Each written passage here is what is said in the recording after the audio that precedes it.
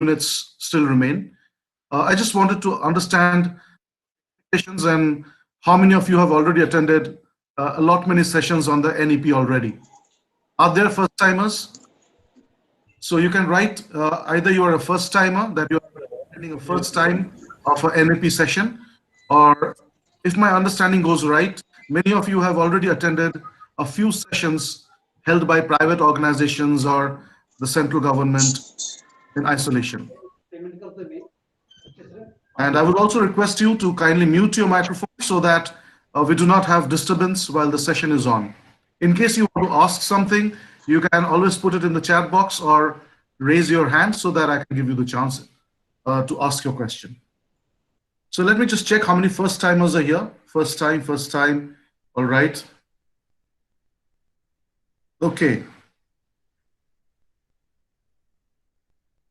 All right, Swami, I just couldn't read the name of the school. Anyone raise the hand? You can just unmute yourself and ask the question if you want.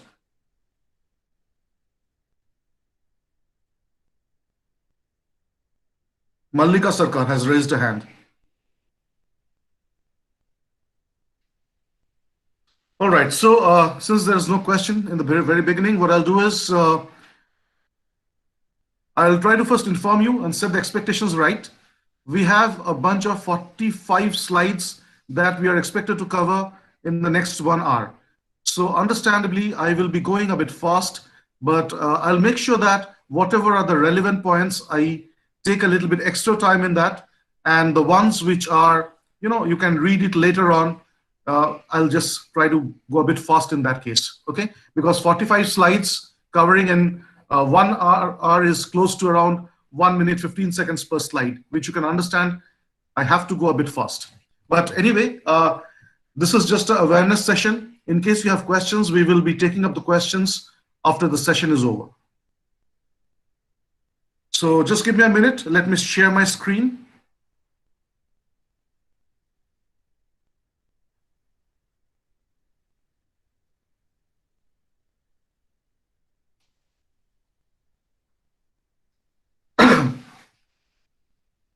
All right, I think my screen is now visible to all. In case you are able to see me, someone can quickly unmute and let me know it's visible.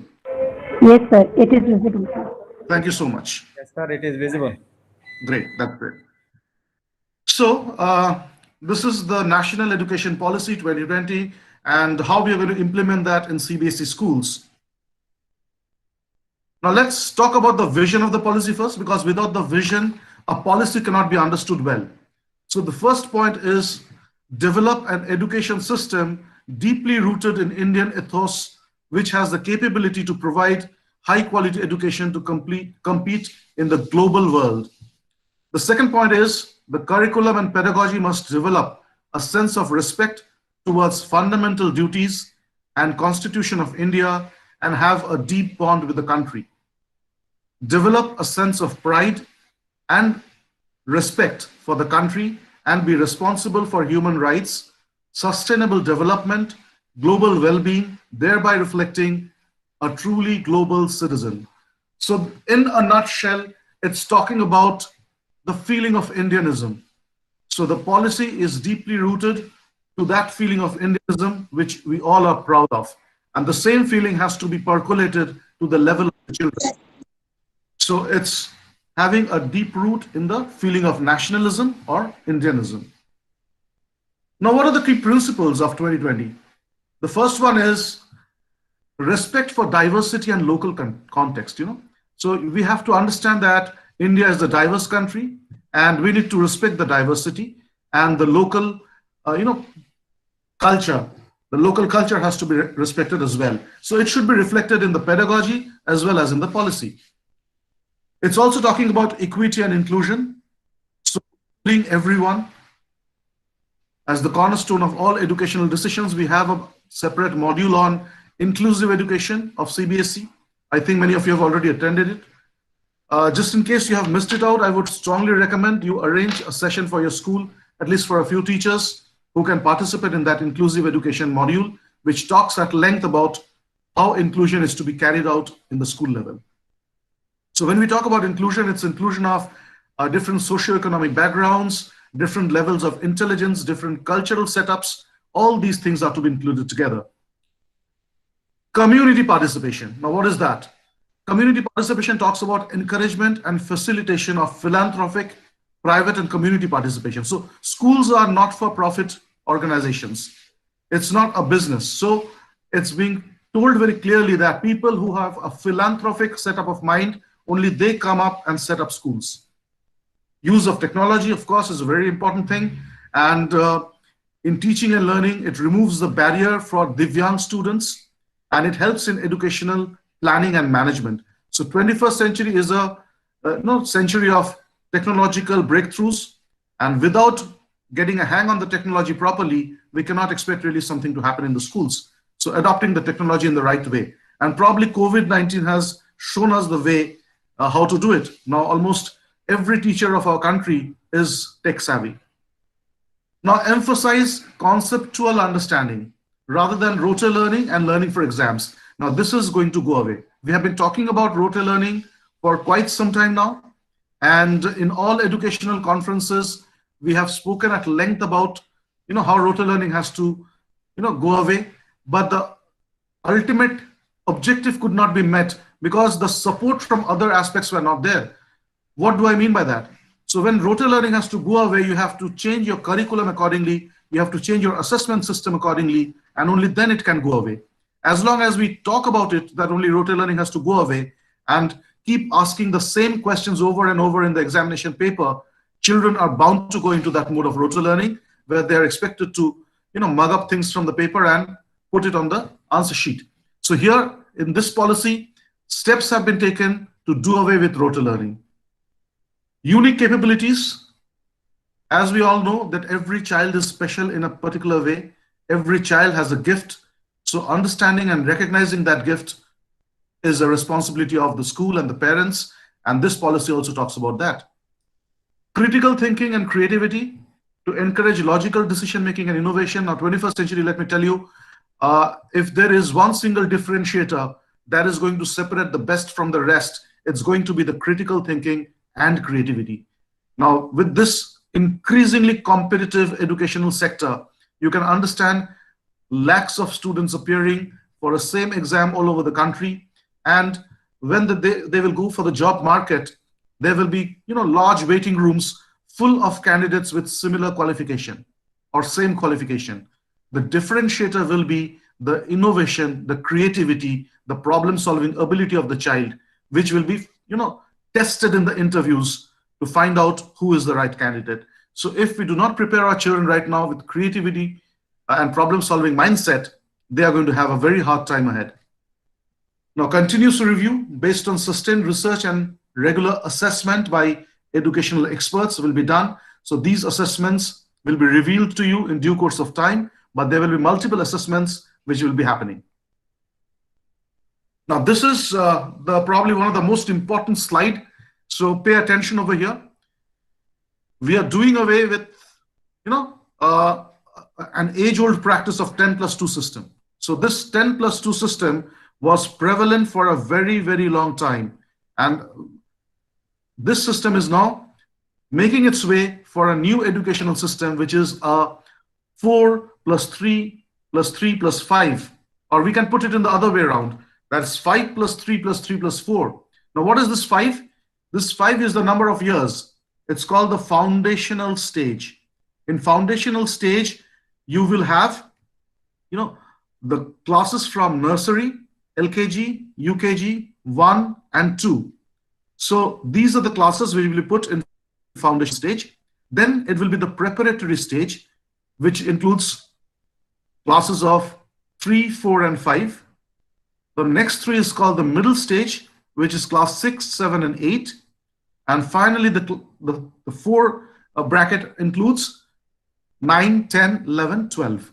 So this is how the entire setup is supposed to be designed. So you can see that 10+2 is now converted into 5+3+3+4. Now, how it will be, implemented, that is to be seen. But right now, what is the objective? We are going to go into deep of that. So now understand one thing, shift to competency-based teaching, learning and assessment. Now, when we say competency-based teaching, learning and assessment, we are talking about picking out the strong points of a particular individual child and make that child learn whatever he or she is strong in. The practice of imposing the subject on a particular child will no longer be there. So the first point, if you see over here in my left, where I'm putting my mouse cursor, promoting critical and creative thinking aligned to the 21st century classroom. So as I said, in 21st century, critical and creative thinking will be very, very vital. So how we can, include that in our curriculum, how we can transact that in the class is a very important thing. And that is the reason this year's theme was experiential learning. One of the key components of critical and creative thinking is definitely experiential learning. The next is shifting traditional assessment to competency focused. Now, this is another very important thing. We are trying to shift the traditional assessment system to competency focused, which will be more practical oriented. It will be testing the application and other higher order thinking skills of the student. It's not going to go into this tool, bottom order thinking skills or lower order thinking skills of remembering and understanding only. It's going to go into the domain of application, analysis, creation, evaluation. So all these things are going to be tested.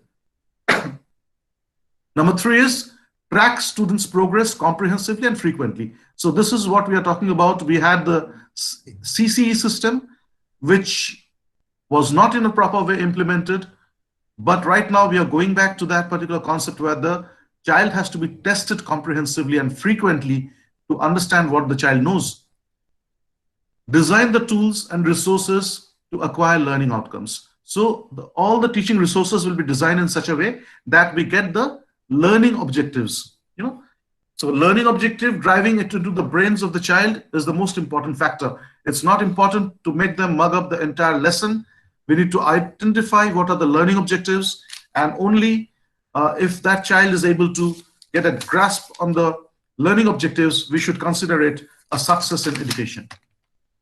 So the curriculum will be reduced because as long as there are volumes of book that the child needs to read, rote learning is going to exist in some form or the other. So you can see by the picture itself, the volume of books will be reduced. The second thing is promoting sports integrated and art integrated classroom for holistic development. Now we are talking about the holistic development for quite some time, but right now we have seen that how art integration and sport integration is being done by the Central Board of Secondary Education. This year, we have got this art integrated projects that we give to our kids to do, and they are enjoying it thoroughly. So this is one area where we need to really sit up and look properly at what's happening and implement that in the school. Keep following the circulars of CBSE because those circulars will give you the inputs of how to implement art integration and sports integration in your classrooms. Make sure your students take part in the competitions and different programs that are arranged by CBSE. And these are available in the CBSE website in form of circulars. Now, I'll talk about the salient features of the stages in the school. As I said, the foundational stage is more about play activity-based learning. The preparatory stage will be a gradual transition from play-based learning to more formal classroom learning. The middle stage will have subject-oriented pedagogical and curricular methodology, whereas the high school will have 4 years of multidisciplinary study. And a very important point here is greater flexibility and students' choice, exposure to more subjects and enable greater flexibility, more frequent assessment of modules. So you can see gradually the shift is from play to play-based learning to subject learning and finally to multidisciplinary study. So that is how the specialization will be brought in the schools. Next is early childhood care and education, ECCE. Now we all know that the pre-primary sector was not very organized. It didn't have proper rules framed, or we didn't know about the rules as such. So with ECCE coming in right now, there will be a set of rules and regulations, a proper guideline regarding the pre-primary segment in particular. So this is we are calling early childhood care and education, and the foundation learning. So ensure that all children entering grade 1 are school ready by 2030. Now, when we say this term, school ready, what do we really mean? School ready in a way means that we are focusing on subject-based learning. Now, here is something that the school leaders need to be very, very careful about. Now, when we are making the students school ready, we have to check that we don't miss out the age category wise competencies of the child that is supposed to be there.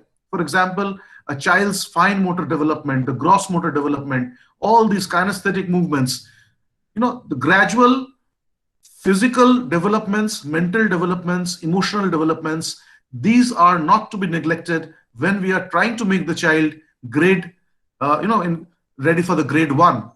So that is to be understood very clearly. Focusing on the content is important, but we cannot in any way undermine the importance of different levels of physical development, different milestones that are supposed to be there. So attain optimal outcome in the domain of physical and motor development, cognitive development, socio-emotional development, cultural artistic development, and the development of communication and early languages, literacy and numeracy. So this is all talking about the development of ECCE. So to prepare initial cadre of high quality ECE teachers, there is a plan to introduce a 6-month certification program in ECE and 1-year diploma program covering early literacy. So this is for your pre-primary teachers. They can enroll for these courses, either a 6-month certificate program or a 1-year diploma program, and other relevant aspects of ECE will be covered. And minimum qualification for any teacher to teach the pre-primary level will be 10+2 or above. And then they can go for any of these certifications. Introduction of a preparatory class before class 1 for children of age 5 years. Learning shall be based on play-based learning with a focus of developing. So, sort of a preparatory class is planned before the child moves from UKG to standard 1. So when the child is in age group of 5 years, some sort of bridging the gap between the UKG and the standard 1 is already planned and it will be implemented. So attainment of foundational literacy and numeracy by grade 3 in mission mode. So what are the things we are planning to do to ensure that foundational literacy and numeracy is there till grade 3? So we are talking about foundational skills. So universal acquisition of foundational learning skills like reading, speaking, writing, mathematics, all these things. National mission of foundational literacy and numeracy will be set up. So it's called the FLN that will be set up. Book promotions will be done. So national book promotion policy will be there, which will be creating a lot of awareness regarding reading of books. Early learning is going to focus on reading, writing, and mathematics. So the 3 R's we are talking about: reading, writing, and arithmetic. 3-month play-based school, 3-month play-based school preparation. So you see, all grade 1 students, they will be having some sort of structure like this. So where for the first 3 months, they will be going for a play-based school, and the next 3 months, play-based school preparation will be there. And then finally, they will be introduced to the conceptual learning of different subjects. There will be a national repository of high-quality teaching and learning resource that is already there in Diksha, which will be enriched. So I think you people are already aware of Diksha, which is you can download as an app from the Play Store, Google Play Store.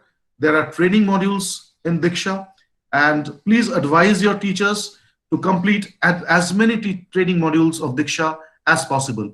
And let me just tell you as well to this, add to this, that certificates are generated as soon as you complete a module. So ask your teachers to get as many certificates as possible by enrolling in Diksha portal. Libraries, school libraries, including digital libraries, are to be leveraged. So the school libraries are to be, the quality has to be improved. The formula of 5 books per student needs to be driven strongly. And there's a new scope of digital library that is there. So the schools who want to, get more number of books and they have a lack of funds is there for buying those many number of books in a single year, can enroll themselves for digital libraries where you get access to thousands of books. And one such digital library is prepared by the IIT Kharagpur, which is increasingly popular.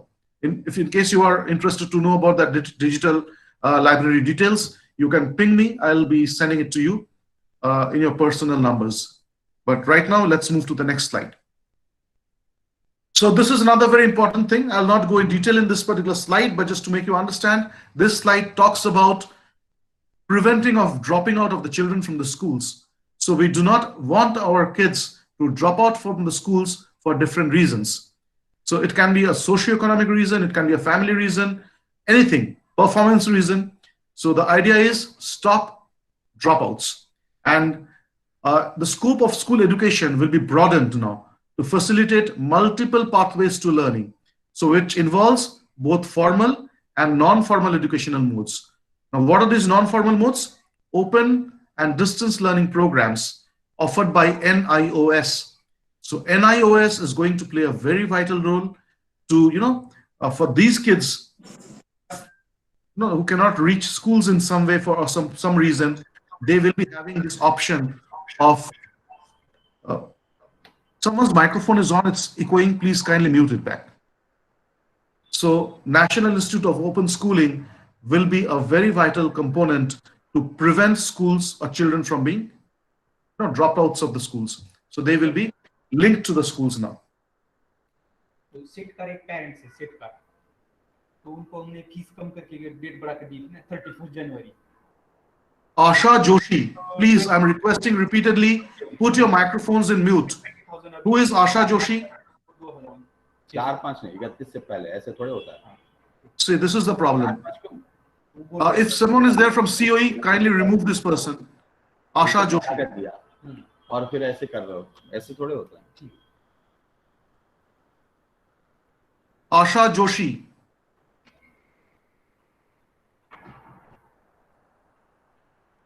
We are going to unnecessarily spend time rectifying people. Please, I'm requesting Asha Joshi to mute your microphone. Your voice is audible, it's disturbing the class. Okay, sir.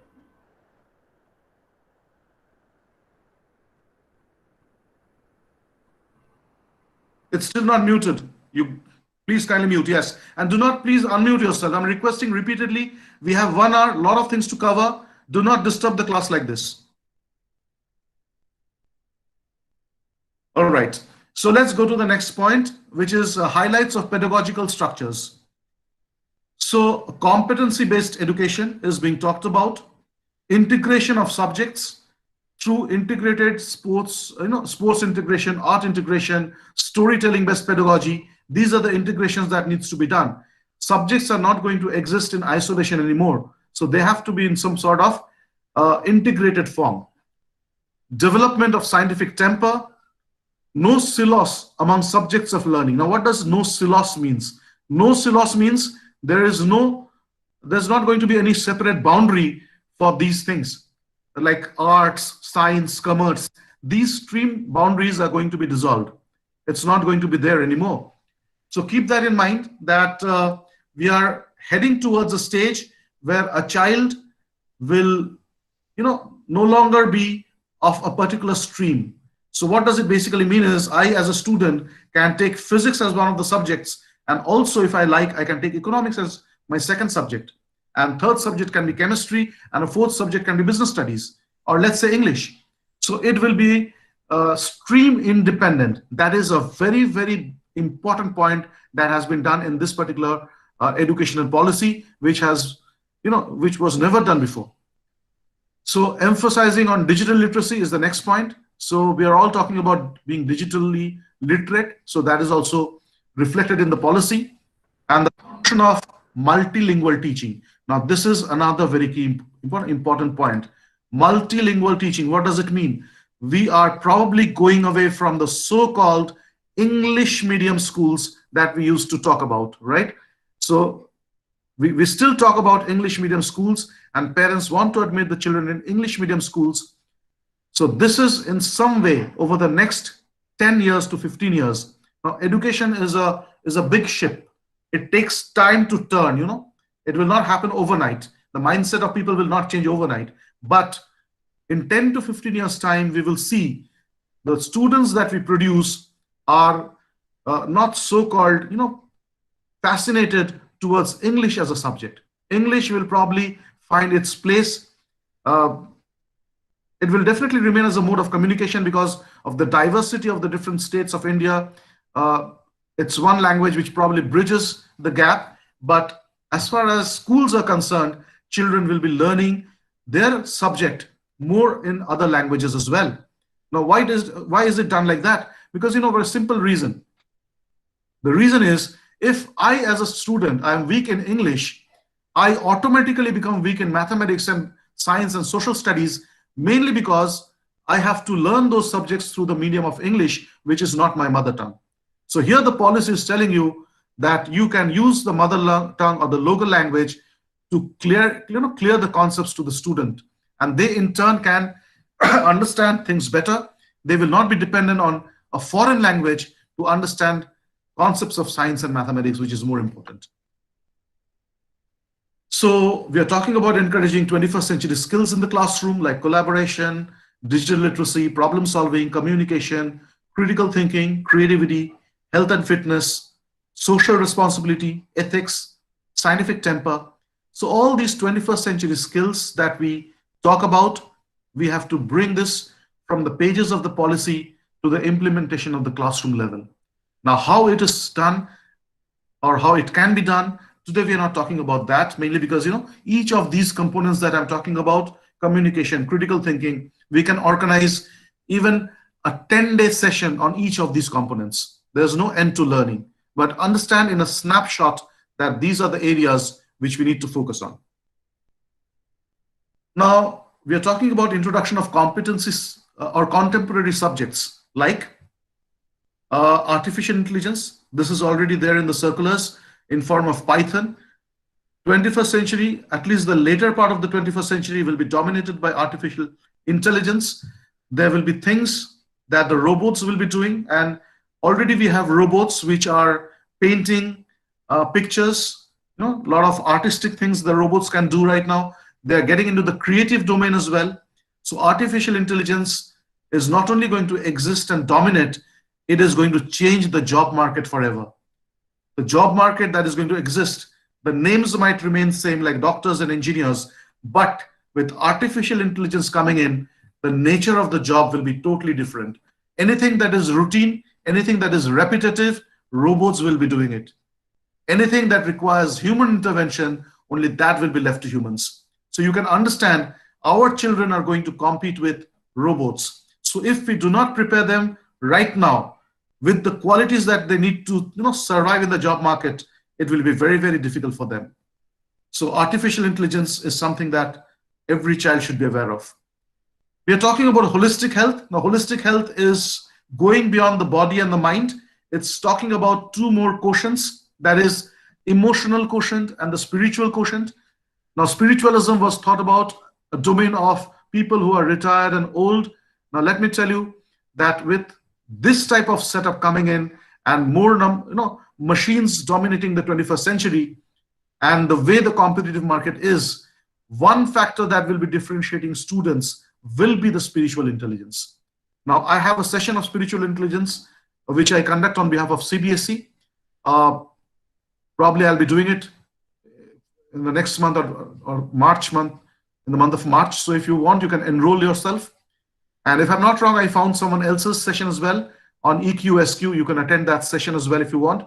So you have to have an idea of what spiritual quotient is and how we can develop kids with sound spiritual and emotional quotients. And if you want to understand what is the importance of that, think about an IIT, where all kids are of almost equal level of intelligence. So IQ is not different. What separates them is the EQ and the SQ. That is what differentiates one IIT student from another, because all are toppers over there. Now we talk about data science. That will be another important subject. Organic living. Now farming is going to be a very important component in the days to come. Let me tell you, you have seen in developed countries like USA and lot many countries like Russia, farming is a very, very lucrative profession. And they use high-tech instruments for farming. India is a land of farmers. No, It's not for nothing that Jai Jawan, Jai Kisan slogan was given. So this particular area of organic living and organic farming will be definitely a very important point in the days to come. And children will be, should be shown the importance of organic foods and organic habits. Design thinking, this is a component that the child needs to understand. It's one of the components of, algorithm, abstraction. These are different components of design thinking. What is design thinking, if you ask me, in a simple way? Let's assume like we are talking about coding classes these days. A lot of children are going into the coding classes. Now, we all think that by sending our child to a coding class, his or her future is secured in the 21st century. Now, that's the greatest, sort of a myth.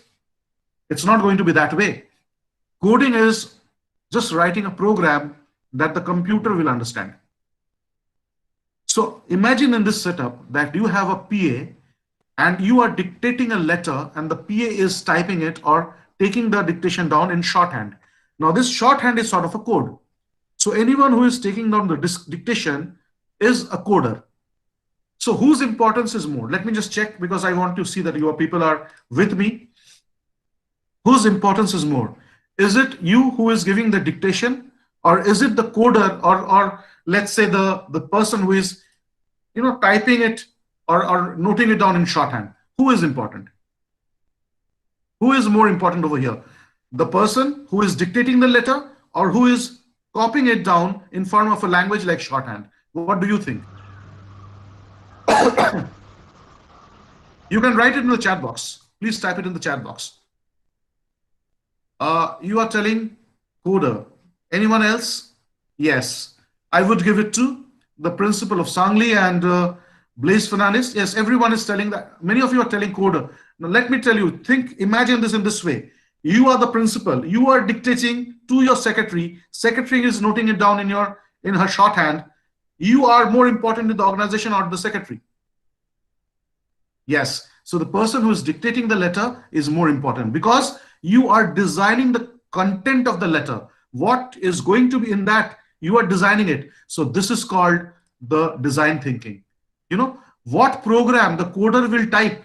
If you tell the solution, for example, a coder is there, what he's going to do with the codes, unless and until you tell that I have a plan where I'm trying to design an app where the children can appear in online examination and they cannot cheat in the online examination. I am planning an app like that. You code it for me. So you have found the solution. The coder is just an implementer. So design thinking is going to be that important. Next is machine learning, which is again the way machines learn. And this is covered in a point in the National Education Policy, which is called computational thinking, which has got 4 points. I'll talk about those 4 points in short. I have a different session or full session on that for CBSE CoE. So machine learning is understanding the way machines operate and to handle those machines. In other words, the computer or the robots, the way you need to think, the way you need to learn. So that's machine learning. So I'll pause because 30 minutes are over. Now let me just check if I'm going at the right pace. You want me to speed up a little bit or go a bit slow? Because I told you already we have 45 slides to cover. Am I okay with the speed and everything? Is it going fine? Great. Thank you so much. Yes, sir. Thank you. Thank you so much. So let's move ahead. The year-long course duration during class 6 to 8. So this is the middle school level. We are talking about survey and hands-on experience of a sampling of important vocational crafts such as carpentry, electrical work, metal work, gardening, pottery making, etc. Decided by the state and local communities as mapped by the local skilling needs. Now we are talking about imparting skill education to the kids of class 6 to 8. There's a big reason for that. We are talking about carpentry, electrical work. Do you know why?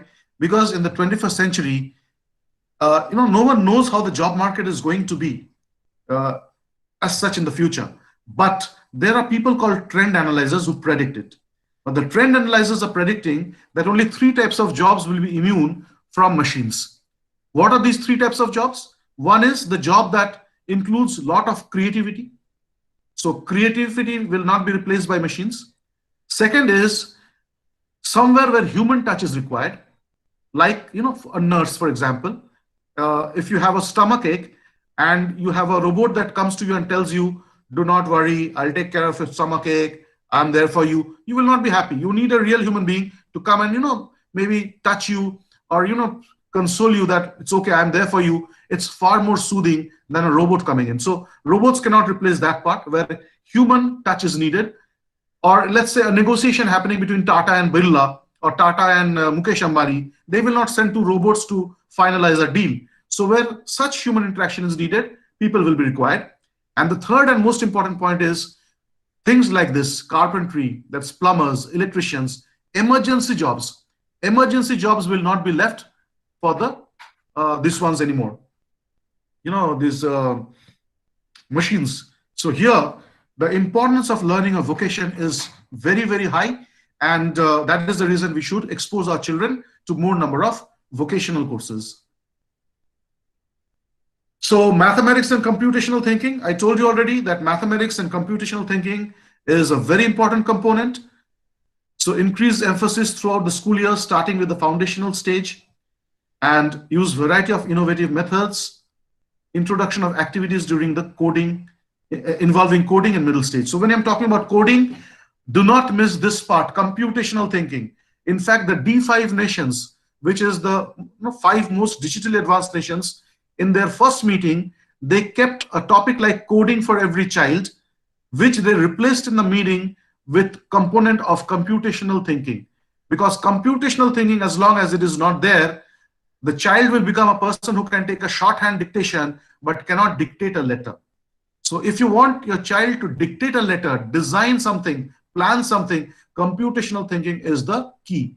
And computational thinking, let me tell you, you don't need to be a computer teacher to implement that. Computational thinking can be implemented by any teacher, like a sports teacher, an art teacher, a music teacher, or science, maths, anything. Any teacher you are, you can include computational thinking. So that's it. Computational thinking has 4 components. One is decomposition of the problem. Second is abstraction. Third is pattern recognition. And fourth is algorithm. So I have a different topic of that as well. As I said, those who are interested, I'll leave my phone number. You can get in touch with me, and you can attend that session on computational thinking to understand what type of activities you can do in your classrooms to promote computational thinking in your kids. And it starts as early as in the pre-primaries as well, the pre-primary level.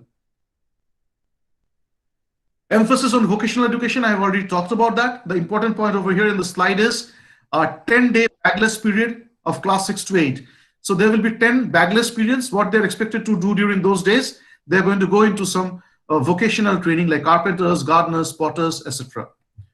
So there will be internship opportunities to learn vocational subjects from grade 6 to 12. Internship means the child can actually go into a vocation, be there, work under the some sort of technical expert and learn that skill. Vocational courses also will be given through online mode. Periodic exposure to activities outside the school through meeting local artists and craftsmen. So in the field trips, you can take them to places like this where carpentry is happening, masons are there, some building construction is going on. So these are the places where field trips are advisable so that they can learn the trade. Vocational courses through ODL, that is open and distance learning. And by 2025, that's another 4 years from now, at least 50% of learners shall have exposure to vocational education. So right now, many schools they have not opted for the vocational courses. I would strongly recommend go into the CBSE website, understand the vocational courses and enroll them. And this policy actually mandates it. So for your 9th and 10th graders, it's very, very important. So please do it. Those who have already done it, great. You can think of increasing the number of vocational subjects. Those who have not done it, please take a note of this and visit the CBSE website of vocational and skill education. Sorry, I have a bad cough, sorry for that. Knowledge of India. So this is, I'm not going into the details of that because it's, you being principals, you are aware, very well aware what I'm talking about. So it's all about bringing up the Indianism or bringing out the Indianism in each child, putting the seed of national feeling in each child, and that can happen with a lot of intercultural mix. And this time, if you've seen the art integrated project, is also an integration of the culture. For example, the students of Maharashtra, they are doing a project on Orissa, right? So these are the things you need to understand, that when you are trying to build up a national feeling in the child, you need to expose the child to different national platforms and different cultural backgrounds and setups. Health education is very important. So we are talking about basic training on health, including preventive health, mental health and well-being, nutrition, personal and public hygiene, and first aid, detrimental and damaging effects of alcohol, tobacco, and other drugs. Now, teenage is a very susceptible age group, which slowly moves towards having these things, the alcohol, tobacco, drug abuse. Here, the school and the parents need to work together and ensure that not a single child in our schools gets addicted to any sort of substance or drugs. And they are well aware of the nutrition and health aspect. So healthy civilization is a good civilization. Otherwise, if we produce a lot of children with high EQ and low physical quotient, and physically they are not sound, then we are going to head towards disaster. Leveraging the power of multilingualism and language learning. Now here we have to understand mother tongue is being given. So we are bringing back the importance of mother tongue from that British era. The importance of English was driven into the blood and bone of every Indian. Today we consider someone who knows English better as more literate compared to the one who does not or cannot speak in English. That's a very big myth. I can understand. We all agree to it, that we do not believe in that way. But even when we talk to an august gathering, we prefer to shift to English in a way so that people think that we are well educated. And when we are talking about we, it's not like you and me, it's people in general, that they want to talk to an official, higher official, they go into the office, they think that if they speak in English, they will be taken more notice of. So that's the way India operates right now. We are going to get rid of that mentality. We're going to give respect to the mother tongue, the local language, and that is very, very important. So the Languages of India is a fun project and activity, and schools can get familiarized, the children can get familiarized with these concepts with the help of these activities. And one thing you need to understand, one more thing, which is the first line, that if the children whose primary language is not the language of instruction in school are more likely to drop out of the school or fail in early grades. So you must have seen and experienced this, especially the schools that are located in the rural parts of the country. They will experience this, that children who drop out, many of them drop out because of language being a barrier. Because of their poor knowledge of English, they end up being poor in mathematics and science as well, and ultimately drop out. So bringing back mother tongue will be a way of insulating that. National Curriculum Framework of School Education, NCFSE, will be formulated. So we will take note of it when it is formulated and how it is being operated. All textbooks shall aim to contain essential core material deemed important on national level, but at the same time contain any desired nuances and supplementary material as per local context and needs. So the textbooks, on one hand, they will have contents of national importance. On the other hand, they will also have components of local importance. So the school leaders and teachers are free to choose the books, the textbooks that you're choosing, and make sure that the textbooks that you're choosing for next year are designed as per the guidelines of NCERT. So it's not a mandate that you need to take NCERT book and not private publication, but you make sure that if you're taking a private publication, you are accountable for the content, right? So if you're accountable for the content, it has to be in alignment with the NCERT. Otherwise, the NEP will not be implemented properly in your schools. So transforming assessments we are talking about. So shifting from memorization skills to formative. So formative assessment is when the learning is happening, you test the child during that time, almost like a driving, a driver, expert driver sitting next to your driving seat, you are being tested, but the driver has the control as well. So that's some sort of formative assessment where you learn driving and the assessor is sitting next to you, correcting you wherever you're going wrong. So in the National Policy of Education, assessment for learning, assessment of learning, and assessment as learning, these three things, you can Google it up anytime. I really do not have the time to cover these things in detail right now, but Google it up, assessment for learning, as learning, and of learning. You will get a clear idea what we are talking about in the aims of assessment. So transforming assessment and tracking student progress across the school years. See how the exams are going to be there now. One exam in grade 3, the next one in grade 5, grade 8, grade 10, grade 12. So a child is going to be examined in these grades only.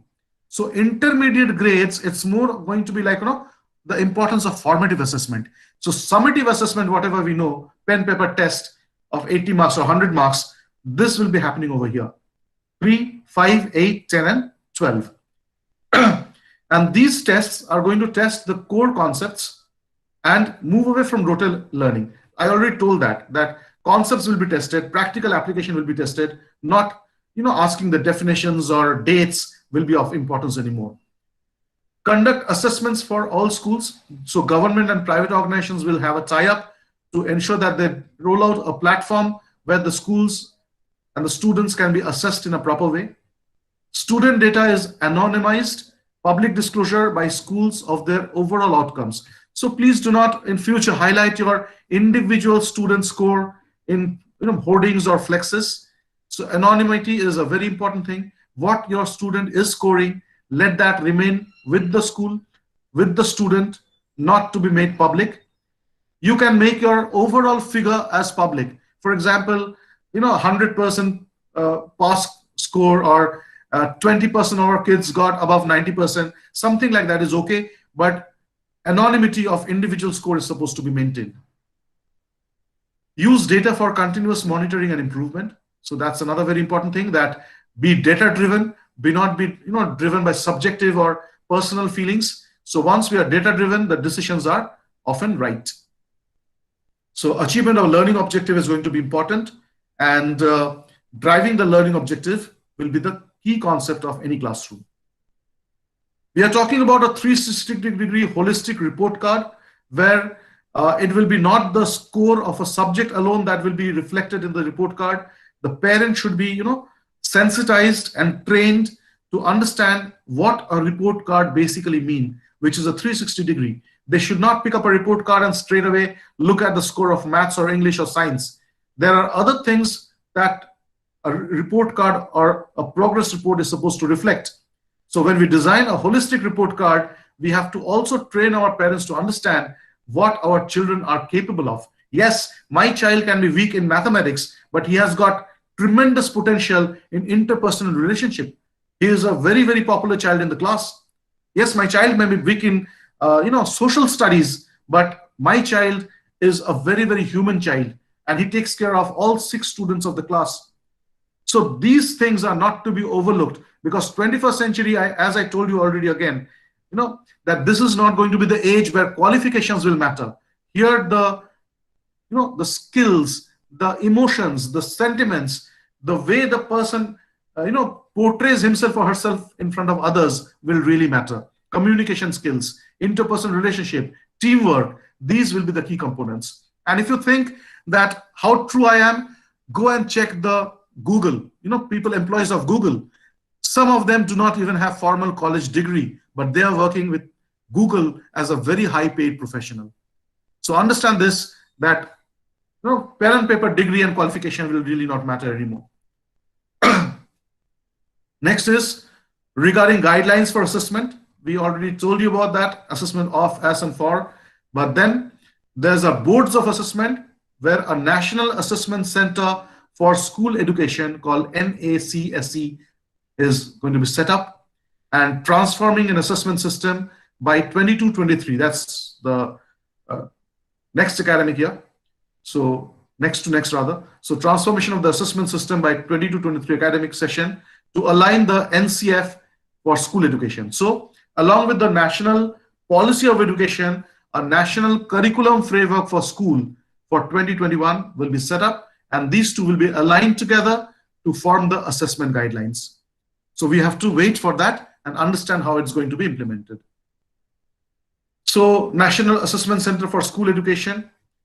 This center will advise the school boards regarding new assessment pattern and latest researches. So schools will inform about the latest pedagogical assessment tools.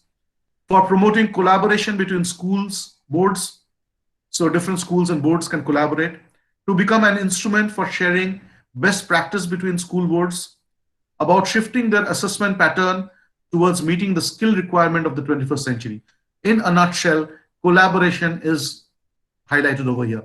So National Assessment Center for School Education will talk about empowering the schools with new technology of assessment, pedagogy, as well as collaboration among different schools and different boards. And shifting the education to skill-based testing rather than testing the rote knowledge. What's going to happen with the teacher's education? Now, there's going to be a 4 years integrated B.Ed. There's going to be a 2-year B.Ed and a 1-year B.Ed. Now, the differences are stated over here. So when you're going for a 4-year integrated B.Ed, minimum degree qualification for teaching, it will be the minimum degree that includes students teaching at local schools by 2030. So by 2030, this 4-year integrated B.Ed will be the sole criteria. Now, for applicants with an existing bachelor's degree in other specialization, they can go for 2 years degree or for a 1-year degree that is prevalent right now. So there are graduation of 3 years duration or 4 years duration. Right now, you have a flexibility of 1-year B.Ed, 2-year B.Ed, and 4-year B.Ed. But by 2030, all the schools will be going into this 4-year integrated B.Ed mode. So teachers and teacher education of NEP 2020, quality 4-year integrated B.Ed programs. Now, if you remember, Narendra Modi ji in one of the speeches on a Teachers' Day said very clearly that we are going to, hunt for teachers who are teachers by choice. So once this 4-year integrated B.Ed program is implemented, we will be picking up only teachers who are teachers by choice. So they are going into a course understanding that I want to become a teacher, not like taking up a course of any other subject and just because I couldn't make it for any other profession, I'm coming to the teaching profession. So teachers by chance are slowly going to be, eliminated in a way, and teachers by choice is going to dominate. So transparency in transfers through online computerized system. This is for the government schools. Teacher eligibility tests will be strengthened. So the CTET and the state eligibility test, that will be strengthened. It will be made mandatory. So from now on, you can start asking your teachers to go for these tests. It will be a real help. Sharing of teachers across schools in terms of hubs of learning and Sahodaya. School complexes will hire local eminent person as experts of master instructors. So we can hire local experts as master instructors and they can come and deliver lectures. So that will be a bonding between local experts and the school. Technology-based comprehensive teacher education, requirement planning. So how many teachers are required? It will be also planned with the help of technology. Teacher education will gradually move by 2013 to multidisciplinary colleges and universities. So it will be going to multidisciplinary colleges and university as a part of, just like physics, chemistry, like that, teacher education will become a component of multidisciplinary college. It will not be existing in isolated B.Ed colleges anymore. So multidisciplinary higher education institution offering 4 years in class integrated B.Ed program also provide blended and ODL mode of teaching of students in remote areas. So along with the classrooms, some online distance mode learning of B.Ed will also be there. So NEP aims to support and nurture teachers through all phases of their tenure, preparation, recruitment, in-class, and professional development. So that's the plan for the teachers. Now, continuous professional development is highlighted over here, which is talking about, teachers should know how to support the gifted children. In a nutshell, I'm not going to the detail of this slide because we do not have much time, but understand we are talking about the National Curriculum Framework for Teachers Education, where a teacher needs to go for 50 hours of continuous professional development every year.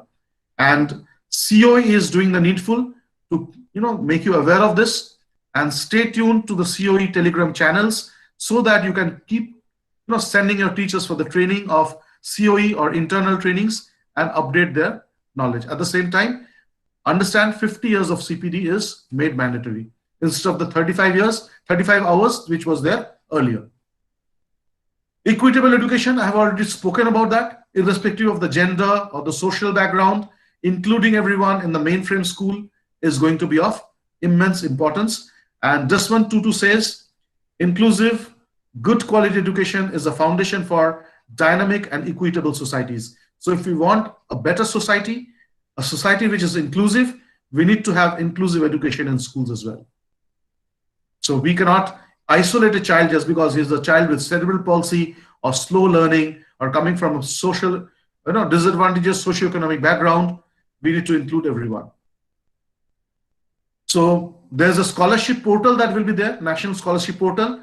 It will be taking care of socioeconomic disadvantages groups like gender identities, like the female and the transgender in particular, sociocultural identities like scheduled castes, scheduled tribes, OBCs, geographical identities such as students from remote villages, small towns, disabilities, including learning disabilities like dyslexia, dyscalculia, all these disabilities will be taken care of. Scholarship portal will be there as well for these people.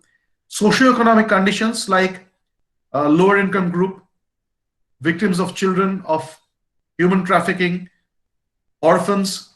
So all these people, there is something to be planned. And this policy talks about how we can support these this sector of the society, the SEDGs, socioeconomically disadvantaged group, and a scholarship portal is supposed to be set up for them as well. So how to ensure equitable and inclusive education? I don't want to go again into the detail of that. Understand this very clearly, that at every stage of the school, including children from SEDGs, physically and mentally challenged children, including them and making them a part of the main school is what is being talked about over here. And keep this in mind that if you want to know more about inclusive education, definitely enroll your school for the inclusive education module, which will explain all these points to you in detail. Efficient resourcing and effective governance through school complex structure. Now, this is something that is not new. I'm not going to spend much time on this. It's talking about sharing of resources by the complex of Sahodaya hubs of learning. Now, in private school mode, we are still very skeptical to go into this mode. We do not want to share our resources with neighboring schools, mainly because of the thought process that they are our competitors. But understand one thing very clearly, that this boundary is to dissolve or has to dissolve if we want to uplift the standard of education in one area.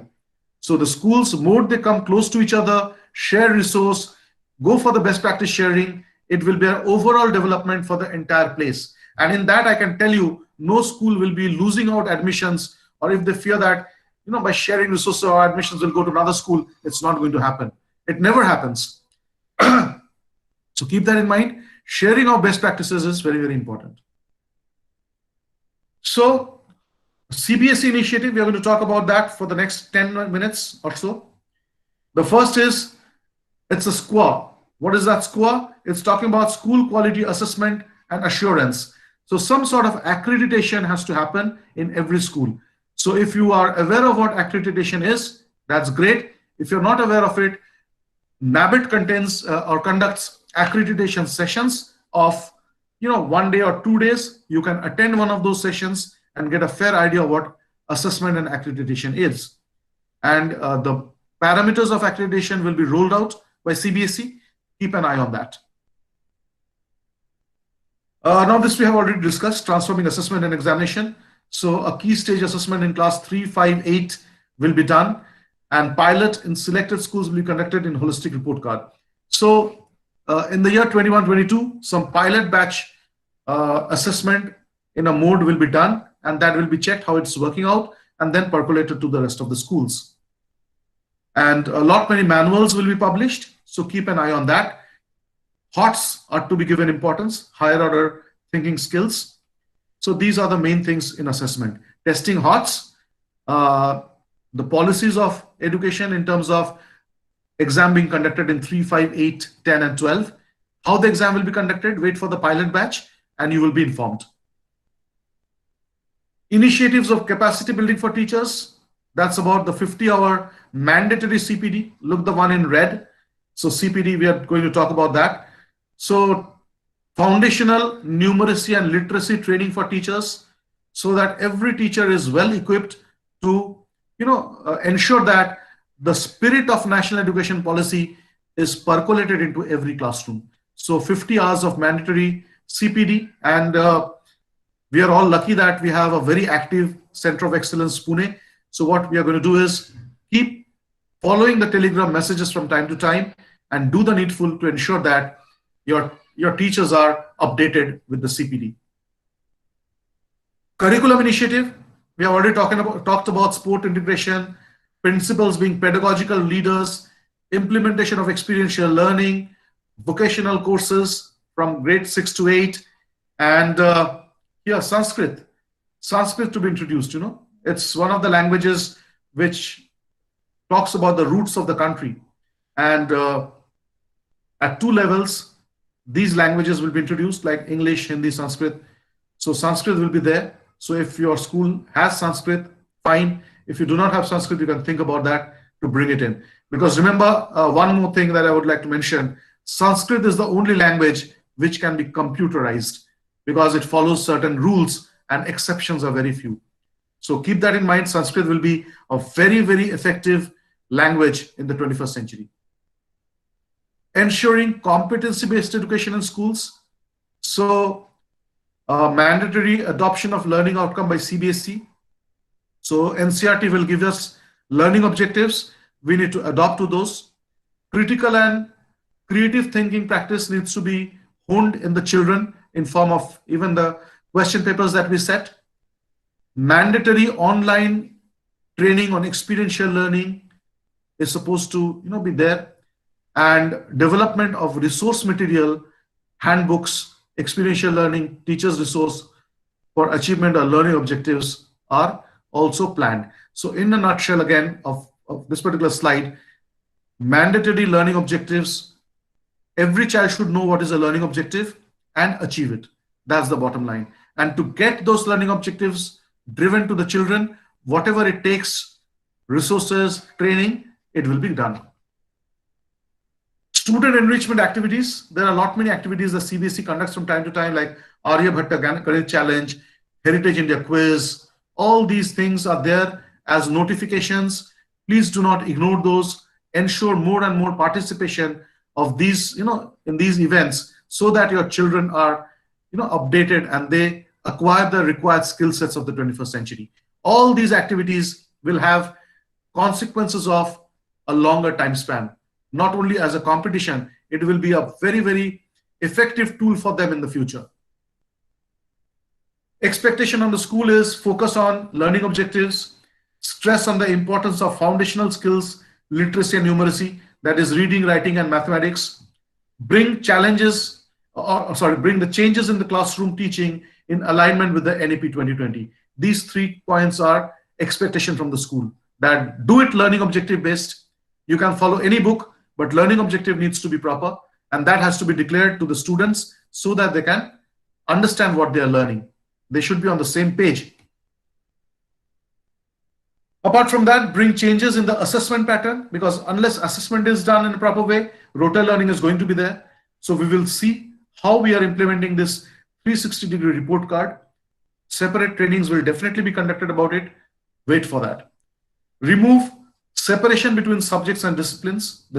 I love this point the most, because you actually don't need to force a subject into a child. And I remember when in 2017, there was a discussion that was happening and opinions were being asked from different school principals. This was one opinion that I shared, that subject flexibility should be there. Because I, being a doctor, I did not understand what was the requirement of my requirement to learn physics in grade 11th and 12th. I do not use it in any way. So I always thought that if in some way the competitive exams are made more rational and the subject choice is more flexible, it will be a greater help. So we are going to now go for a subject choice which the students want to learn, not what is being imposed from the top. Vocational training to students, again, as I told, why? Because 21st century will see a profession which is immune to machines, and that is a vocational training is important for that. Enable access and retention, no dropout. We already spoke about that. School quality accreditation framework will be designed and will be implemented. So every school will now need to meet certain set standards that it's already, sort of it's meeting or not meeting. So parameters will be given. You need to work on those parameters and ensure your school meets those parameters. Provide enabling resources both to students and teachers. So empowering the students and teachers has been talked about. Capacity building programs in different levels, Diksha, Nishtha, Swayam, these are platforms. Download those from the Play Store. You start using it and show it to your teachers, because this will help you to meet the 50-hour continuous capacity building programs, or the continuous professional development plan of 50 hours that is planned. So Swayam, Diksha and Nishtha, enroll your all teachers, and you also do it. Keep the certificates ready as evidences that you have attended those trainings. That will be helpful for you in the affiliation, extension and upgradation. Engage with parents. So what the parents are going to do, there will be a separate video. I'm making that video right now at the request of the Center of Excellence. So a separate video will be given to each schools. Ensure that that video is circulated to all your parents. 2 languages this video will come out in. One in English, the other will be in Marathi or Hindi. And make sure that these things goes to the parents. Here we are talking about informing parents about expected learning outcomes. So unless parents know what is happening in the school, there is a broken bridge between the parents and the school, which has a lot of adverse effects. So make sure that your parents are on the same page. Inform them and do it, whatever you're doing. Sensitize parents of children with physical and learning disability. The learning and physical disability should be identified in school and at home. So if parents are trained how to understand if a child is dyslexic, how to understand the child is having hearing problem, that will really help. Early detection means early help. Plan home visits for the child. A child coming to, gone are the days when teachers are used to, visit the homes of children. There was such a good relationship that used to be there in the earlier days. But right now, with more professional setup coming in, teachers are not visiting the schools, the homes of the children. Plan for this. It really, helps to build up a very sound relationship between the school, the student, and the parent. Arrange workshops on parenting, and particularly on exam related anxieties. So exam related anxiety, mainly owing to the pressure of the parents. So parenting session are to be arranged for that, so that parents do not, impose their expectation on the kids. Engage with parents to deal with substance abuse. Substance abuse students hardly will do in school. They will do it outside. So unless parents are trained or, sensitized how to identify that your child is going through a substance abuse or facing an adolescent issue, how to identify that, what to do in that case, whether to, notice it and scold the child or not to do it. So all these things should be trained to the parents. Constantly sending information about the activities of the school and child's progress, sending portfolio to the parents for the signature and their review, so that they are aware that what else the child is doing in the school apart from the subject. So a 360-degree report card, is very important, and the feedback of the parents regarding those reports will make the parents understand there is more to schooling than just mere subjects. Inform parents what kind of assistance the child needs at home for learning. Newsletter, email, blogs can be done. The FLN, as I said, the Foundation Literacy and Numeracy, field visit, the parents can be volunteers for that. You can have counselors, doctors, sportsperson who are parents to come to your school and give lectures to the students. That will be very nice. And it will create a sort of bonding again between the school and the parents. Parent representative in PTMs, that is parent-teacher meetings.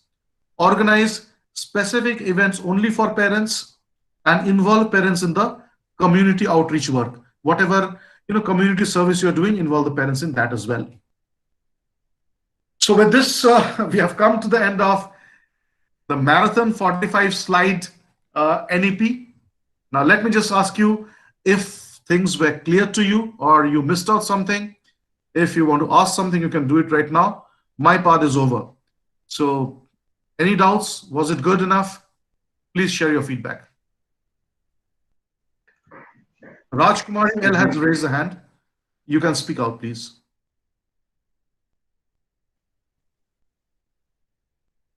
All right, it's just like that. Fine, no problem. Okay, sir. Thank you, Miss. Thank you. It's very good. Thank you so much. Who is this? This is Thank you, Ilango. sir. This is Ilango, a principal, Atomic Energy Center School 6.